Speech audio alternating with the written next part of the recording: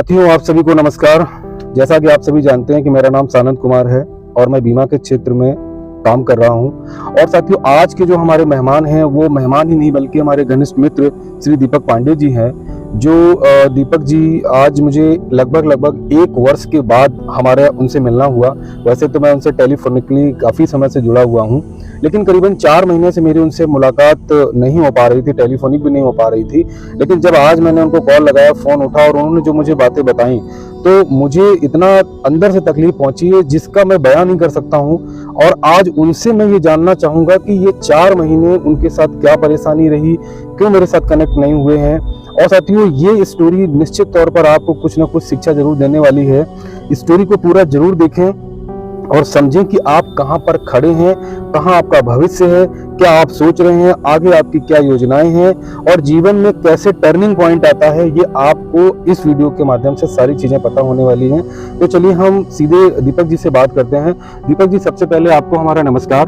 नमस्कार। दीपक जी, ये बताइए कि आपने मुझसे 4 महीने मुलाकात नहीं की, बात नहीं की। मैंने आपसे पॉलिसी के लिए एक बात की थी, आपने मुझे होली के लिए भी कहा था कि आप घर आइए, लेकिन ऐसा क्या कारण रहा जो आप मेरे पास नहीं आ पाए? एक तो हमारा मोबाइल टूट गया था जी, ओके। और उसके बाद मेरा बच्चा बीमार था। बच्चे की उम्र क्या है? बच्चे की उम्र 3.5 साल है। तो 3.5 साल है जी। अच्छा, तो उसको क्या बीमारी लग गई? उसको बुखार आ रहा था। अच्छा, बुखार आ रहा था। हाँ, बुखार आने पे मैं कल्याणपुर अमित चावला के यहाँ मैंने इलाज करवाया। जी। उसके बाद त्रिपाठी जी के यहाँ भी इलाज करवाया।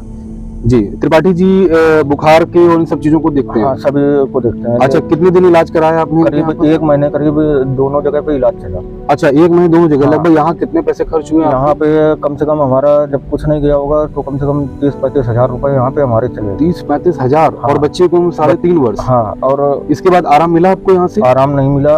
अच्छा। उसके बाद मैं प्रवीण सारस्वत डॉक्टर हैं कल्याणपुर में। अच्छा, तो हाँ। बच्चे को क्या बुखार में आराम नहीं मिल रहा था? हाँ, बुखार में आराम नहीं अच्छा, मिल तो रहा था। प्रवीण सर के पास जब आप गए तो वहाँ भी आपने इलाज लिया? वहाँ भी हमने इलाज लिया, लेकिन उन्होंने अल्ट्रासाउंड एक्सरा वगैरह लिखा बच्चे के लिए? बच्चे के लिए। जी। उसके बाद उन्होंने बोला कि ये हमको जांच करके करवा के दिखाइए आप। जी।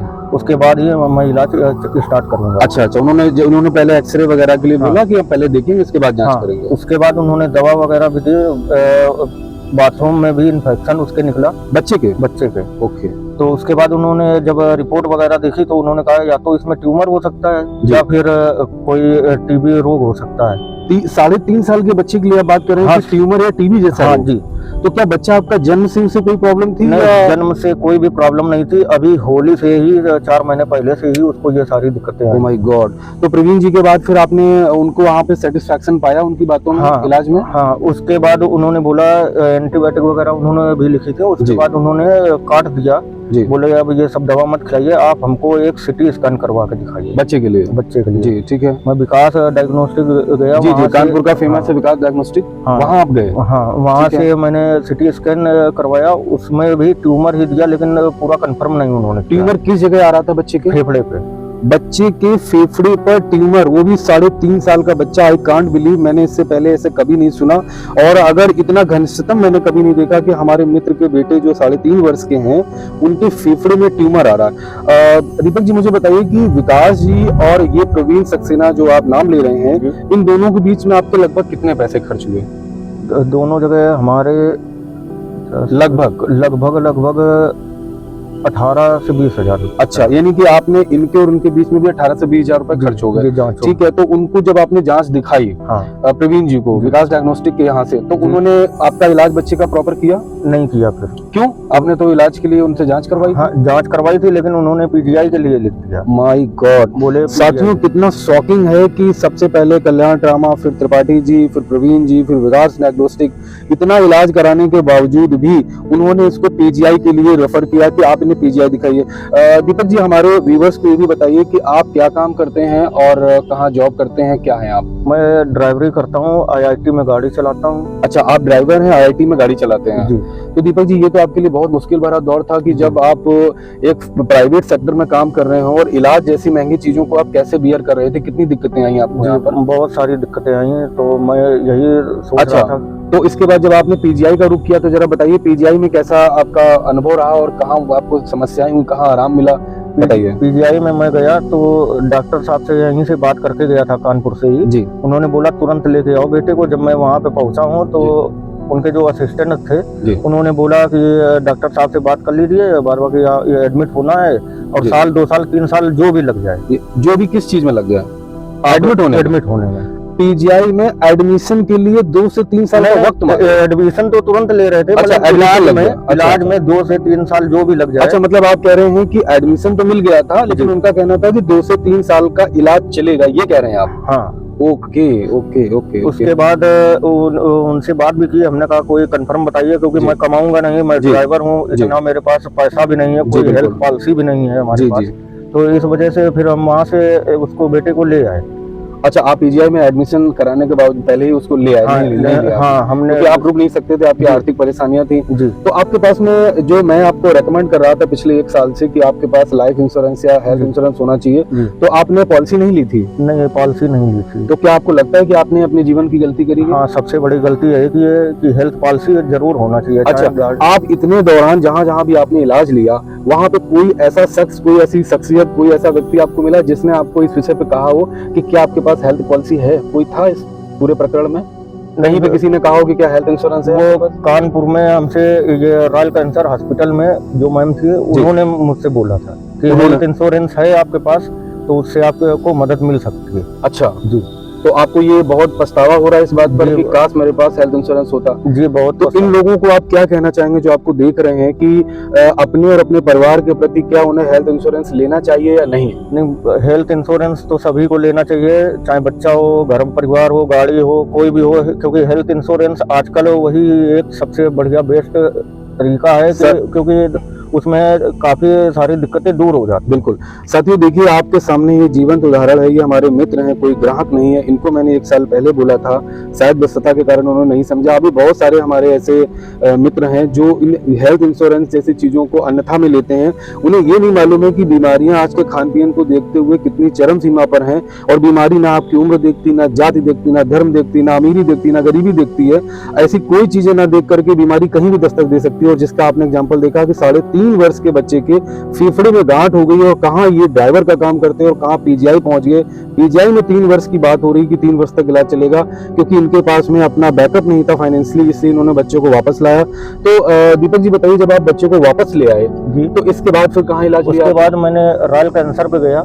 रॉयल कैंसर क्यों जा रहे थे आप? क्या बच्चे को कैंसर की शिकायत थी? कैंसर ही बताया गया था। कैंसर बताया? हाँ, कि Oh my उसको God। कैंसर है। तो मैं जब रॉयल कैंसर आया हूँ तो वहाँ पे एफएनएसी की जांच हुई, उसमें लिम्फोमा निकला। ओ माय गॉड, 3.5 साल के बच्चे को कैंसर? जी, और गले में भी गांठें हैं, सर पे भी हैं गांठें हैं, और यहाँ भी है, पैर भी है, और ना वो बैठ पाता है ना वो चल पाता है। उसके बाद इन्होंने बॉम्बे के लिए लिख दिया, टाटा मेमोरियल। जी, टाटा मेमोरियल के लिए लिखा, लेकिन वहाँ का हालांकि वो डॉक्टर बहुत अच्छे थे। जी। टिकट का रिजर्वेशन कराने में छूट वगैरह भी दिलवाई थी, लेकिन रिजर्वेशन नहीं हो पाया किसी अच्छा कारण। अच्छा, आप टाटा मेमोरियल नहीं जा पाए? हाँ, नहीं जा पाए। उसके बाद मैं यहाँ से दिल्ली गया। जी। दिल्ली कलावती हॉस्पिटल गया। जी। सरकारी था। जी। तो मैं वहाँ पे गया, उन्होंने 2 दिन बच्चा हमारा एडमिट रखा, जी। काफी सारी जांचें भी की, जी। लेकिन उन्होंने भी रिस्पांस कुछ भी नहीं दिया। उसके बाद जो रिस्पांस दिया तो उन्होंने कहा कि मैं गले से पहले काट के निकालूंगा गांठ, अगर यहाँ से नहीं मिली तो मैं हार्ट से निकालूंगा, फेफड़े से। तो हमने मना कर दिया, हमने कहा मुझको चीड़-फाड़ नहीं करवानी है बच्चे को, जैसा भी है हमको हमारा बच्चा दे दो, मैं ऐसे ही उसको सेवा करूंगा और जो भी चलेगा तो मैं उसको चलाऊंगा जब तक। साथियों, कितना दुखद है, क्योंकि मैं भी एक बेटी का बाप हूं और मैं इस दर्द को समझ सकता हूं। दुनिया में नहीं, पूरी दुनिया में अगर मैं बात करूं कि अभी बहुत सारी ऐसी बीमारियां जिनका इलाज अभी संभव नहीं है।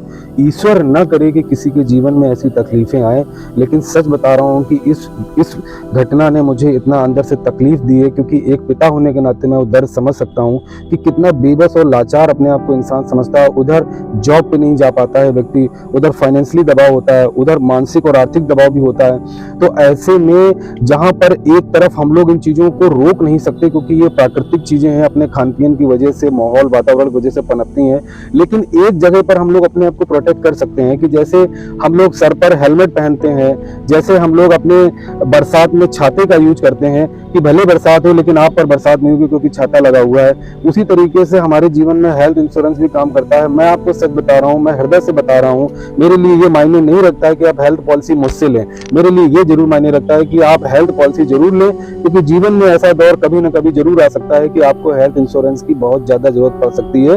यदि आप इस घटना से भी नहीं सीखे तो रियल बता रहा हूँ कि आप अपने और अपनों के साथ धोखा कर रहे हैं। यकीन मानिए कि दुनिया में कुछ भी निश्चित नहीं है, कुछ भी कभी भी कहीं भी हो सकता है, लेकिन कुछ चीजें जरूर प्रोटेक्शन देती हैं कि जिसके लिए लिया गया प्लान होता है, कोई योजना होती है, वो अपना काम जरूर करती है। तो दीपक जी मुझे बताइए कि इस समय आपका बेटा कहाँ पर है? इस समय बेटा हमारा घर पे है। घर पर है, यानी कि क्या मैं ये बात मान लूं कि आपने इतनी जगह पर इलाज और सारी परेशानियों को देखने के बावजूद आप थक कर बैठ गए हैं कि अब ईश्वर के भरोसे जो भी होगा वो होगा? जी जी। साथियों आप सुन रहे होंगे इस बात को। दीपक जी मुझे बताइए कि लगभग इन जो घटनाक्रम हुआ इसमें आपका कितना समय लगभग लगा है और कितना पैसा लगा है? इसमें लगभग 1 महीना करीब लग चुका है और कम से कम 2.5-3 लाख रुपए हमारा चला गया है। माय गॉड, सोचिए साथियों कि 10,000 रुपए की पर मंथ की इनकम करने वाले व्यक्ति को अगर ये केवल किसी के द्वारा खबर भी पहुंच जाए उसके कान में, सोचो उसकी मानसिक स्थिति का क्या होगा। मैं धन्य करता हूं ऐसे माता पिता को जो अपने बच्चों के लिए इतनी सुरक्षा देते हैं। लेकिन कहीं ना कहीं मुझे तकलीफ है कि मैंने वो बात अपने दीपक जी से कही थी कि दीपक जी आपके लिए ये चीजें जरूरी है, लेकिन हो सकता है समय विधान को ये मंजूर हो। लेकिन आप यदि सजग हैं तो इस वीडियो के माध्यम से इसका सारांश समझें कि हेल्थ पॉलिसी ही या जीवन बीमा हो या गाड़ी का बीमा हो, बीमा जैसी कोई भी चीजें जीवन में कभी न कभी आपको सहयोग देती हैं। ये मेरा दावा है। आप बीमित रहें, मेरे लिए ये जरूरी है, मेरे लिए बिल्कुल जरूरी नहीं कि आप बीमा मुझसे लें। तो अंत में मैं दीपक जी से बस एक रिव्यू लूंगा कि हमारे व्यूवर्स के लिए दीपक जी क्या कहना चाहते हैं और आगे चीजों को कैसे रखना चाहिए। दीपक जी आप ये बताइए कि जो लोग हमें इस वीडियो के माध्यम से देख रहे हैं तो आप उनको क्या रेकमेंड करेंगे कि पॉलिसीज होनी चाहिए, कैसे होनी चाहिए, कहाँ पे दिक्कतें आती हैं, क्या सोच के पॉलिसी लेनी चाहिए, क्योंकि आपकी इनकम बहुत कम है, इसके बावजूद आपके खर्चे इतने अधिक हुए। तो यहाँ आपने क्या समझा अपने जीवन में? हमारे मित्रों को 1 मिनट के लिए कुछ बताइए। मैंने तो ये समझा है कि जीवन पॉलिसी जरूर लेनी चाहिए, सभी की होनी चाहिए, चाहे गाड़ी हो या खुद हो, परिवार में सभी के पास पॉलिसी होनी चाहिए, क्योंकि बीमारी कभी किसी को कुछ भी बता के नहीं आते। बिल्कुल सही कहा। किसी के भी हो सकती है। आज मैं स्वस्थ हूँ, अगर हमको भी हो जाए तो मेरे पास बीमा नहीं है तो पैसा भी नहीं है तो मैं इलाज नहीं करा सकता, तड़पते रहेंगे। बिल्कुल सही। अगर बीमा पॉलिसी है तो हमको बहुत सी राहत है उसमें कि मतलब जो भी है, अगर बीमा पॉलिसी हमारी छोटी भी है जी तो उसमें भी मुझको इतना पता है कि 10-5 लाख रुपए वो हमको देगी। बिल्कुल सही। तो मैं सभी लोगों से यही आवेदन करता हूँ हाथ जोड़ के जी कि सभी लोग कृपया अपनी जीवन पॉलिसी जरूर लेनी चाहिए सभी को, और बच्चों के तो बहुत ही जरूरी है। तो Deepak ji thank you so much, आपने हमें अपना कीमती समय दिया। ये बात सच है कि मैं आपके दुख को तो नहीं बता सकता हूँ, क्योंकि किसी ने कहा है कि सुख हो या दुख वो अपने ही काटे करता है, लेकिन मेरी और मेरे मित्रों की बहुत सहानुभूति आपके साथ है।